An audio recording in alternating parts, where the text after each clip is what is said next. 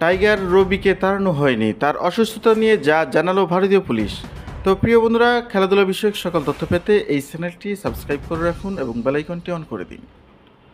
Tiger রবিকে Bharat থেকে তাড়ানোর কথা অস্বীকার করেছে ভারতীয় পুলিশ, বরং ফুসফুসে ক্যান্সারের কারণে অসুস্থ হয়ে পড়ায় তিনি দেশে ফিরে গেছেন বলে দাবি করেছেন তারা। খবর হিন্দুস্তান টাইমসের। কানপুর টেস্ট চলাকালে অসুস্থ অবস্থায় হাসপাতালে ভর্তি হতে হয় বাংলাদেশ ক্রিকেটের সুপারম্যান টাইগার রবি।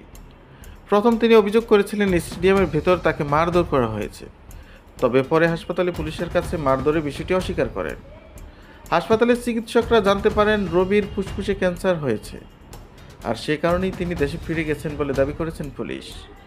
এই প্রসঙ্গে এডিশনাল পুলিশ কমিশনার হরিশচন্দ্র ভারতীয় গণমাধ্যমকে বলেন, রবির ফুসফুসে ক্যান্সার রয়েছে, যে কারণে তার শ্বাসকষ্টজনিত সমস্যা হচ্ছিল। তার দেহ অক্সিজেনের মাত্রা ওঠানামা করছিল। এরপরই তিনি ব্যথা অনুভব করেন এবং অজ্ঞান হয়ে যান। এই পুলিশ কর্মকর্তা জানান, রিজেন্সি হাসপাতালে রবির চিকিৎসা হয়েছে। সাময়িকভাবে সুস্থ হয়ে উঠলে তাকে ছেড়ে দেওয়া হয়। এরপরই ঢাকার উদ্দেশ্যে পাড়ি দেন তিনি। পুলিশ কর্মকর্তা হরিশচন্দ্র আরও বলেন, তিনি 12 দিনের মেডিকেল ভিসায় ভারতে এসেছিলেন।